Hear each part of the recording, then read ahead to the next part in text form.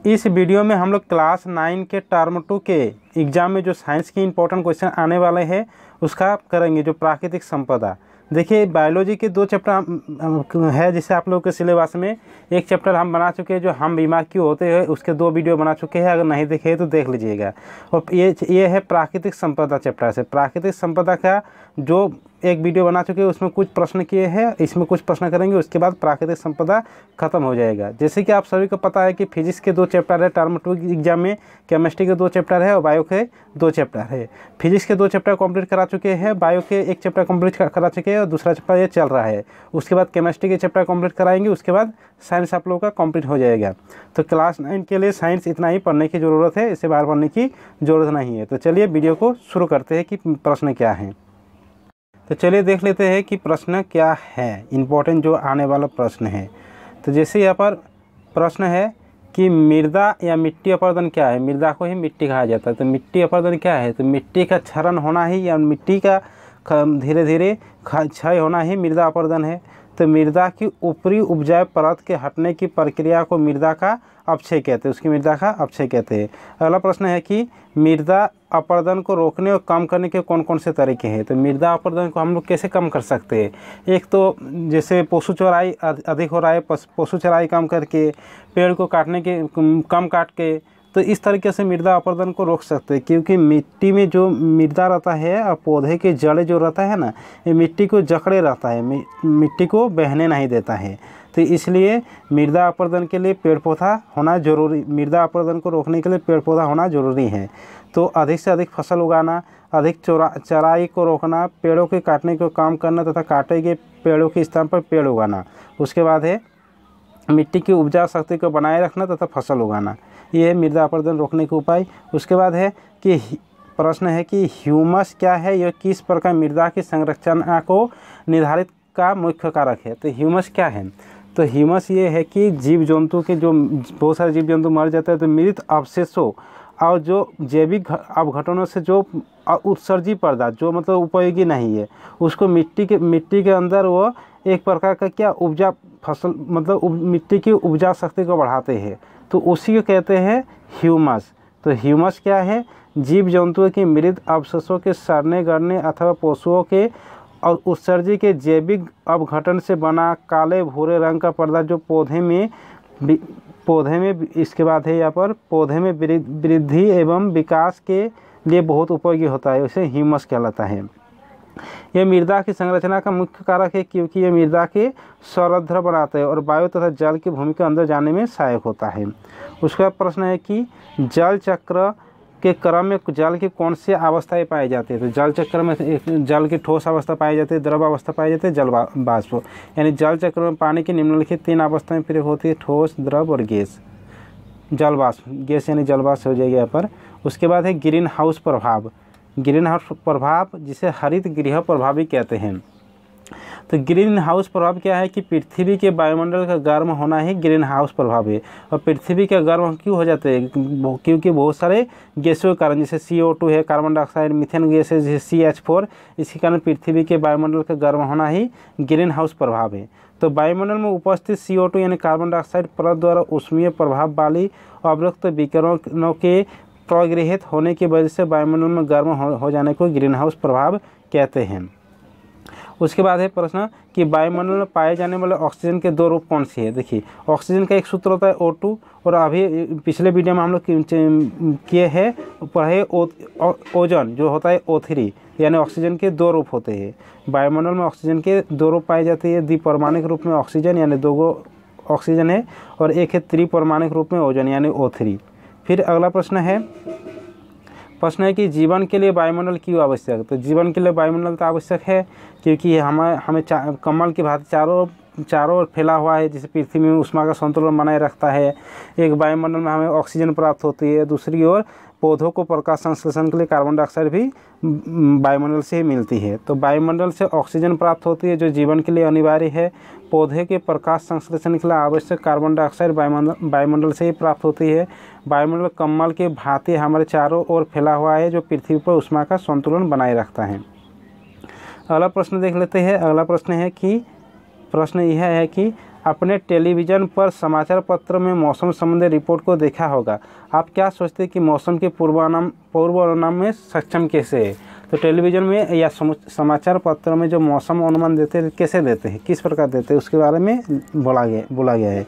तो मौसम का पूर्वानुमान पवन की चाल और दिशा के अध्ययन द्वारा किया जा सकता है, जो वर्षा आदि के विषय में अनुमान लगाने में सहायता करता है। इसके द्वारा कम व अधिक वायुदाब के क्षेत्रों का पता लगाया जा सकता है। भारत में अधिकतर वर्षा दक्षिण पश्चिमी या उत्तरी पश्चिमी मानसून द्वारा होता है। अब अगला प्रश्न देख लेते हैं। अगला प्रश्न यह है कि मृदा कटाव रोकने की क्या करना चाहिए। तो वही प्रश्न है कि मृदा अपरदन को कैसे रोक सकते हैं।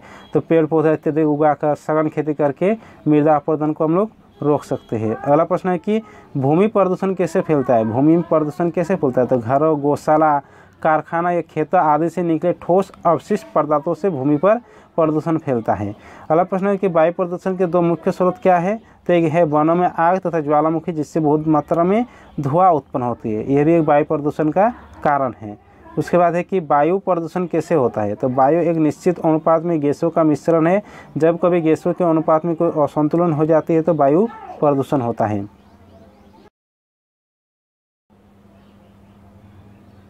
अगला प्रश्न देखते हैं। अब अगला प्रश्न है कि यहाँ पर जैसे यहाँ पर आ रहा है अगला प्रश्न, तो अगला प्रश्न है कि जल प्रदूषण की रोकथाम का उपाय लिखिए। तो जल प्रदूषण को हम लोग कैसे रोक सकते हैं। तो जल प्रदूषण रोकने के लिए अपशिष्ट पदार्थ, प्लास्टिक आदि को खुली नाली में नहीं डालना चाहिए। उसके बाद विभिन्न उद्योगों से निकलने वाला कार्बनिक यौगिकों का अपशिष्ट जैसे गैस संयंत्र में डालकर ऊर्जा उत्पन्न करनी चाहिए। उसके बाद गंदे जल की नदी नाली में नहीं डालना चाहिए। ये सब एकदम आसान क्वेश्चन है, पढ़ने से ही समझ में आ जाएगा। उसके बाद है कि ओजोन अपक्षय के हानिकारक प्रभाव क्या होते हैं। तो ओजोन अपक्षय से क्या क्या प्रभाव पड़ते हैं। तो एक तो त्वचाई के अनुसार होगा, एक है वैश्विक उष्मा, पारिस्थितिक असंतुलन, आँखों तथा प्रतिरक्षी तंत्र की हानि। अगला प्रश्न है कि जल जीवन के लिए आवश्यक है, इसको सिद्ध करें। तो जीवन हेतु जल आवश्यक है क्योंकि जल शरीर में समान ताप का नियंत्रण करता है और सजीव पदार्थ को बाहर निकलने में सहायता करता है। अगला प्रश्न है कि नाइट्रोजन स्थिरीकरण। तो नाइट्रोजन स्थिरीकरण उसी को कहते हैं कि नाइट्रोजन को एक रूप से दूसरे रूप में स्थानांतरण को ही नाइट्रोजन स्थिरीकरण कहते हैं। तो ही ये डेफिनेशन। तो पौधे नाइट्रोजन को स्थिरीकरण द्वारा ही नाइट्रोजन को ग्रहण करता है। वह क्रिया जिसके द्वारा तत्व नाइट्रोजन को अन्य तत्वों से संयुक्त कराकर पेड़ पौधों द्वारा उपयोग किए जाने योग्य यौगिकों को उत्पादन किया जाता है, नाइट्रोजन का स्थिरीकरण कहलाते हैं। सभी जीवधारियों के शरीर रचना एवं पुनर्निर्माण हेतु नाइट्रोजन एक आवश्यक तत्व है। पौधे इसके तत्व रूप से सीधे उपयोग नहीं कर सकते, अतः इसके उपयोग के लिए इसके दूसरे तत्वों से सहयोग कर आवश्यक होता है। उसके बाद आगे है, इसे नाइट्रोजन का स्थिरीकरण कहते हैं। ये दो प्रकार का होता है, एक नाइट्रोजन का प्राकृतिक स्थिरीकरण और एक नाइट्रोजन का जैविक स्थिरीकरण। अगला प्रश्न देख लेते हैं। अगला प्रश्न है कि अम्लीय वर्षा क्या है और इसमें कौन से हानिकारक प्रभाव पड़ते हैं। तो अम्लीय वर्षा क्या है। अम्लीय वर्षा उसे कहते हैं जो sulphur dioxide, nitrogen oxide, carbon dioxide गैसों के कारण जो वर्षा होती है उसे कहा जाता है अम्लीय वर्षा। तो ये पृथ्वी पर मोटर वाहनों के धुआं एवं कारखानों की चिमनियों के धुआं से सल्फर डाइऑक्साइड, नाइट्रोजन ऑक्साइड एवं कार्बन डाइऑक्साइड गैसें होती है।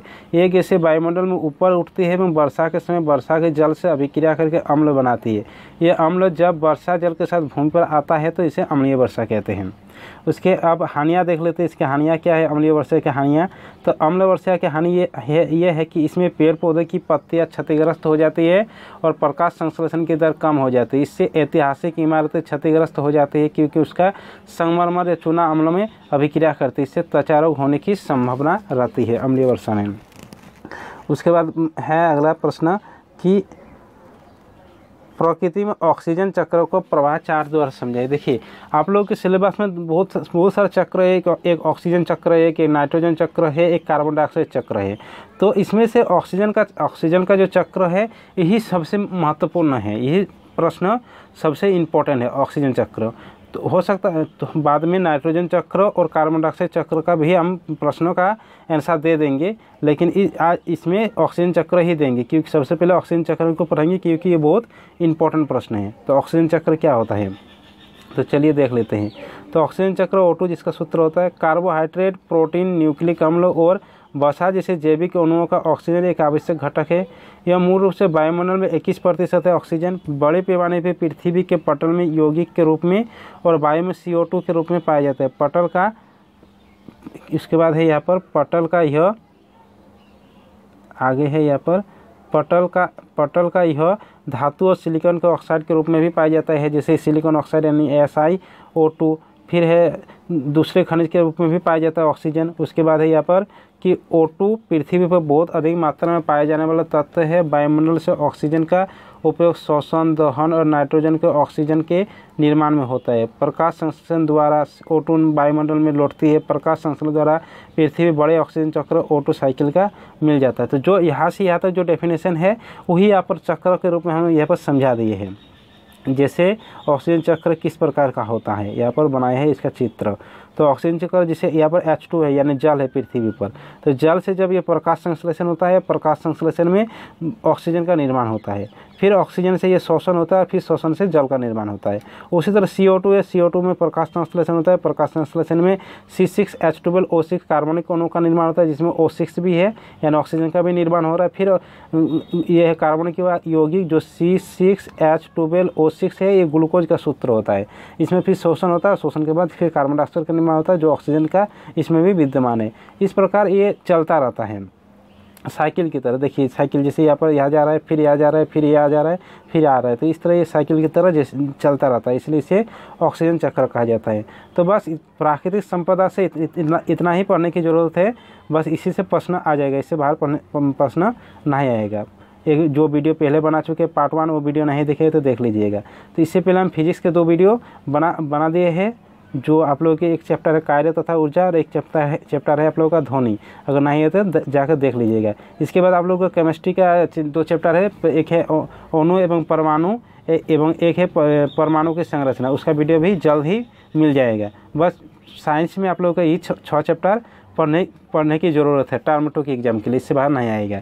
इसके बाद जो आप लोगों को सामाजिक विज्ञान है, हिंदी है, इंग्लिश है, मैथ है, उसका भी वीडियो इसी चैनल में आप लोगों को मिल जाएगा। जैसे ही साइंस खत्म हो जाएगा उसके बाद दूसरा विषय को शुरू कर दिया जाएगा। तो इस चैनल को सब्सक्राइब नहीं किए तो सब्सक्राइब कर दीजिए, इस वीडियो को शेयर कर दीजिए दोस्तों के साथ, और लाइक नहीं किए तो लाइक कर दीजिए। चलिए मिलते हैं अगले वीडियो के साथ।